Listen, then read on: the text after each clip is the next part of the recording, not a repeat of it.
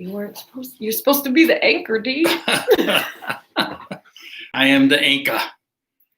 Well, I think we're live on just about everything except Instagram. Too. No, it's going. Instagram's up. Live. It's going. Guys, Dean remembered to take a picture. Oh, sorry. Why don't you intro us? Well, welcome everybody to Monday Night Live. Yes, the best night of the week. The lovely Kate Simmons. I'm Dean Nixon here at TurningLeaf Health and Wellness out of wonderful St. George, Utah. We are so excited to join you tonight on our regularly scheduled Monday night slot.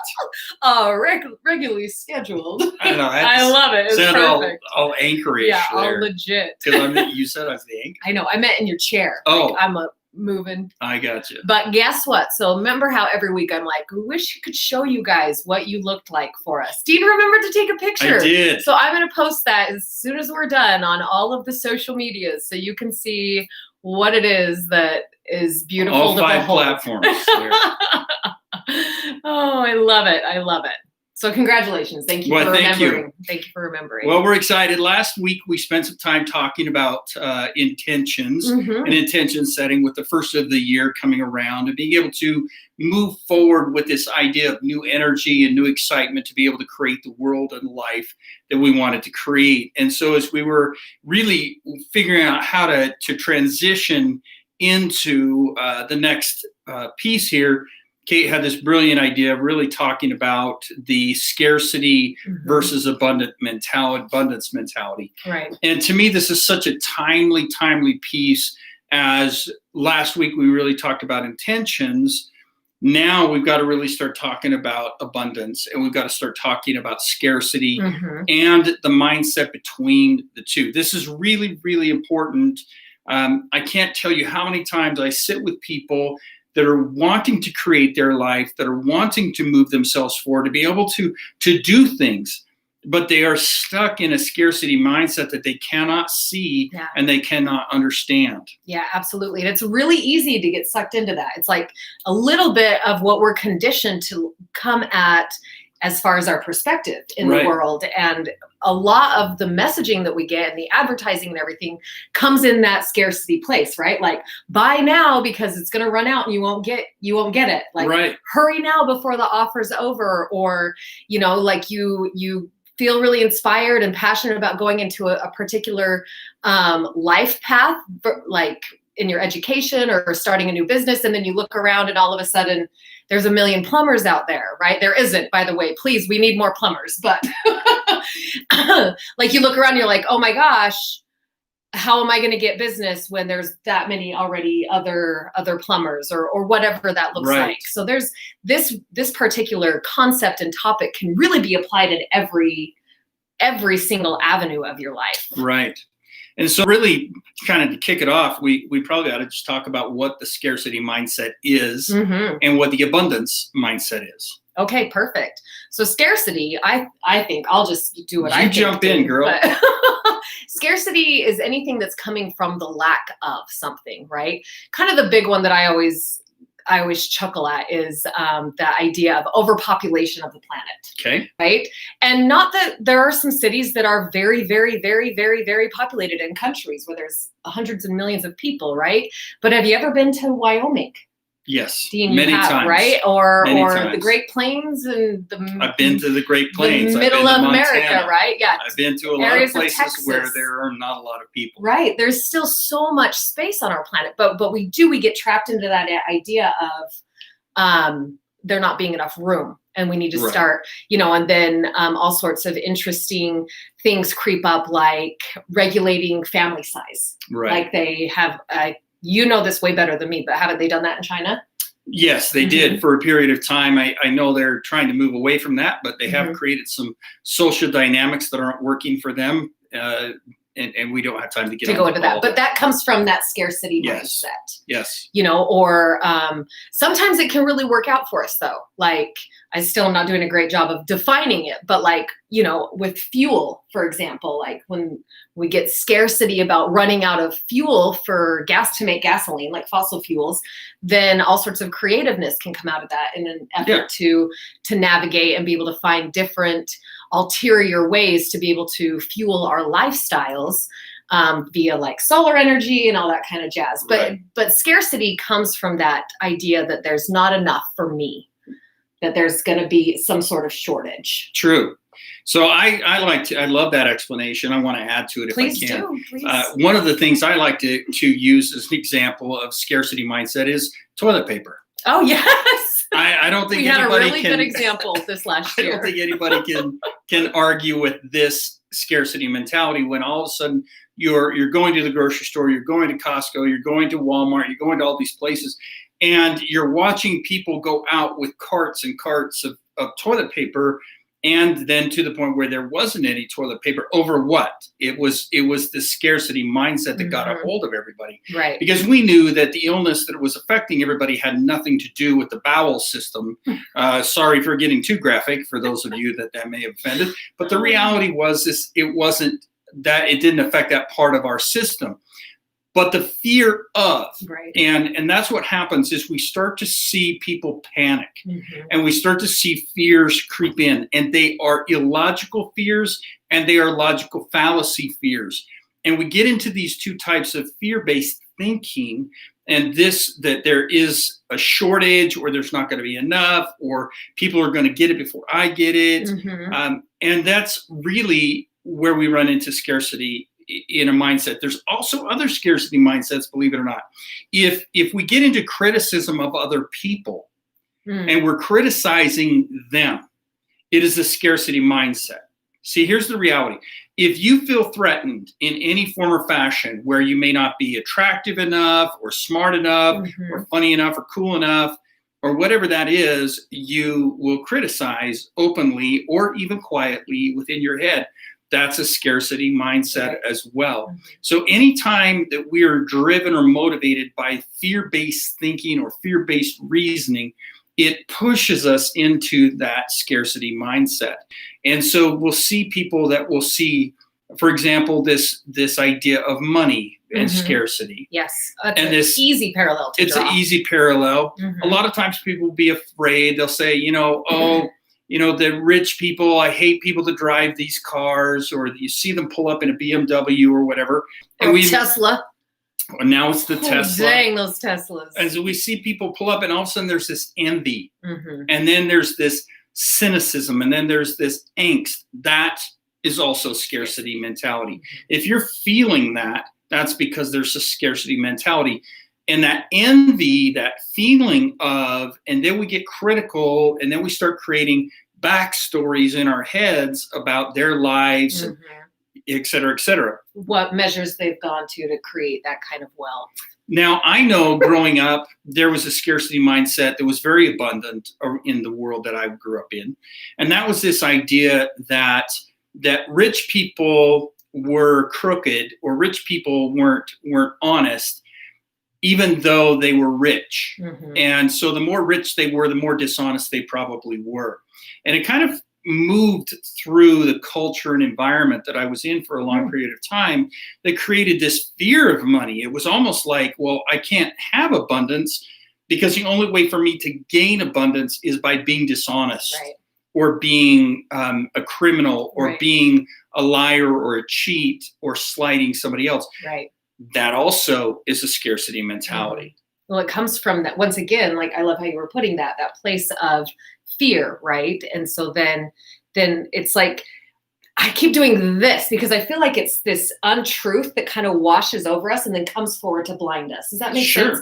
Like it just kind of comes in and creates these barriers that are not even real. They're not really real and not really there, because what we do live in is a very abundant world. Well, we do live in there is, and you talked about resources a few minutes ago when you were talking about population. Now, there are some realities when it comes to resources. So when we live in, and for example, we live in the desert, there is a reality around infrastructure and scarcity around water. But there is also this idea of abundance in other parts of the world, in other areas. So we're kind of stuck in this paradox where I want to live near family, I want to live near all these people, and so I stay where all the resources are because that's where they are. And so then we start fighting over resources, and we start overpopulating and overstraining our ecosystems, and we create scarcity. That's a problem, where we're creating socially and economically and on a global level, we're creating scarcity. And instead of creating abundance in finding different ways of doing things, finding ways to live differently, etc. So we can move towards the abundance. Now, this is a really important part that is important. This is important for us to understand. Abundance is something that we can participate in at any given time whenever we choose. And as we do, abundance is all a mindset, understanding this. The universe needs us to progress as human beings. The universe needs us to progress because it's progressing. Right. When the world is moving forward, when time is moving forward, when the universe is moving itself forward, we have to get into a place where we stay in this good stewards and these tenets of what we do have. So now here's the thing that's the kicker that's really important to kind of tie in what you were talking about with some of our geopolitical issues. When we overpopulate and when we overburden the world, it's always my phone. It's always Kate's phone with the low battery.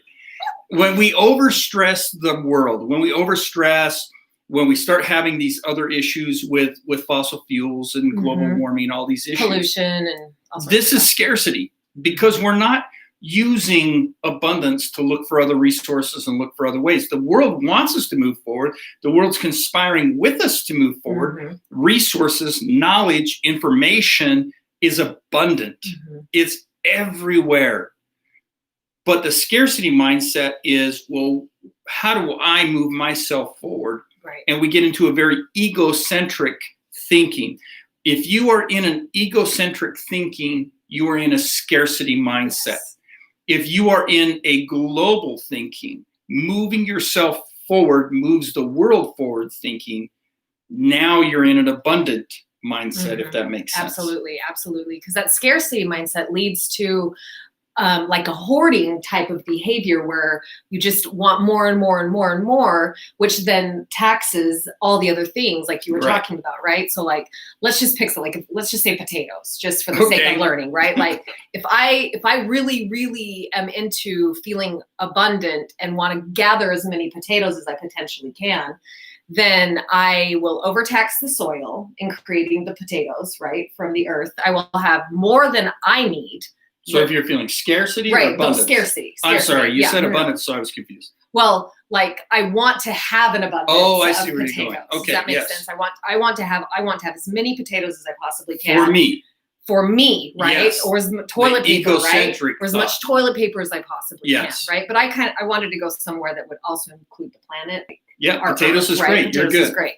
And so then you like do your crop of potatoes and you harvest it all and you just keep churning, but you don't share. Right? I don't make sure that you have enough, right, or that I have enough to meet my needs. I want all of it.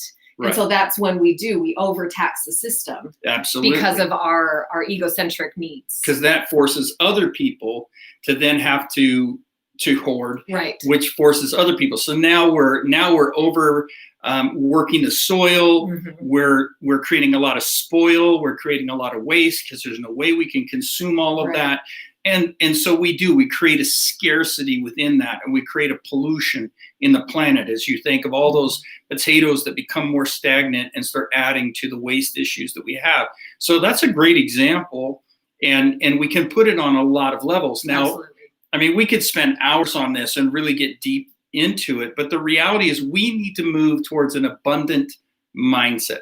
And the abundance mindset is when we start thinking more about as Stephen Covey put it, win-win. Absolutely. That I can move myself forward. By moving myself forward in a healthy way, I move everyone else forward. So think of yourself in a line or a queue, depending on if you're in Europe or not. Depending on what side of the ocean you live on. I know. I have to throw it in for all European watchers. But if you're in a line or a queue, right, and as you're moving forward, if you stop and you just don't move forward, the line can't move forward. Right. Now take that to take it to the opposite, where if you start butting in line and you start rushing forward, you create a scarcity mentality. So then everybody starts pushing forward. And then pretty soon you create a jam up of people. And again, nobody moves forward. Right. So the abundant mindset is when we start to take care of our own and become sufficient for our own needs. We start taking care of our own physical health, our own mental health, our own emotional health. We start taking care of our own financial health and social health and all of these other spiritual health things that we need to do. And as I take care of those pieces, I start to create abundance around me in a balanced way. If I'm overeating, if I'm over exercising, if I'm overstimulated with media, if I'm doing anything in excess, I'm not in an abundant mindset. So really, we're creating balance is what creates the abundance. Yes, absolutely. And I think once you have that in your own little ecosystem, like around you, right, then you're able to look about and see where you would maybe have some to be able to share. Yes. And help those that would be less fortunate, because that's just part of life too. Well, it's a critical part of life. Yeah. We have to be sharing, we have to be serving, we have to be giving, but not doing it to lose ourselves in or to find our value in, but we do it because we have the resources and the time and the ability. Again, going back to that scarcity mindset. Right. If I'm just serving people so people will pat me on the back and tell me I'm amazing, that's scarcity. Right. Because ultimately, I wind up suffering. I wind up struggling. I'm not moving forward. So now people have to slow down to take care of me too. But if I take care of myself and get myself to a place emotionally, mentally, financially, spiritually, all the different areas that I need to work to get myself to, and then start handing out and giving the leftover or not leftover, the excessive resources out. Now I'm set. Now I'm in an abundance and I'm moving everybody forward in abundance. Right. I love it. We was having this conversation. I can see Jamie over here on TurningLeaf's page with Jamie this morning. And really, can I share my mantra? I love your mantra. It's a great mantra. A mantra that has really helps me out in times when I start to feel myself getting pulled into kind of that scarcity mindset is I just remind myself that what's for me will not pass me. True. And if it's not for me, then it will pass. And quite frankly, it doesn't belong to me either. And so I don't want it. I want it to go. I want it to go wherever it is that it's supposed to go, whatever that looks like, right? Like I use this in dating. I use this with finances, with investing, and all sorts of stuff. I really sink into that, believing and knowing that, like we talked about, we really do live in an abundant universe. We do.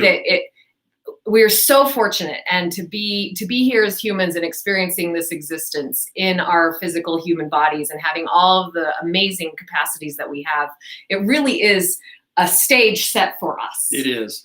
And this scarcity piece, one of the pieces and I'm glad that you shared that. One of the pieces that I love to share with that is this idea that there is no competition out there. When we get into this competitive mindset, we really make everybody suffer. But when we get into this mindset of abundance, then we start to really, help everybody. And if somebody's afraid, I've had people in the past that be like, come in and they sit down, they're like, I'm starting this business, or I've been in this business and somebody else is doing a startup, or they've taken my idea, or they're taking my stuff, etc. And the one thing I had to come across early in my career was that there's no way that it's competition, because even if somebody's starting to do what you do, you're so much farther ahead already that by the time they get to where you are, people will need them the way they need you now. Right. But you'll already be farther down the road. So there's always a need for you. Yes. There's always a need for you and what you do and what you create.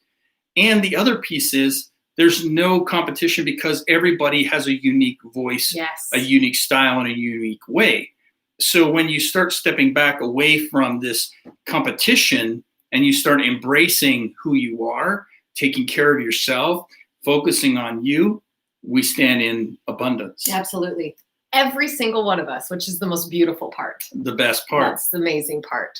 So with the time we have left, I'm gonna do a little shameless plug, like we like to say. We've got our workshop this weekend. We do. It starts Friday night here in St. George. I almost said St. Jeezy because that's what I call it.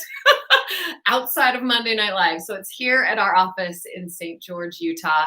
6 p.m. Friday night. Isn't that correct? I think it's 7 to 9. 7 to 9. My bad. 7 to 9, I believe. That's Friday, and then we go home with homework. I give you an assignment, and we come back Saturday and keep working. 10 to 4. Yeah. Yeah. It's fantastic. This is our 3rd year doing it.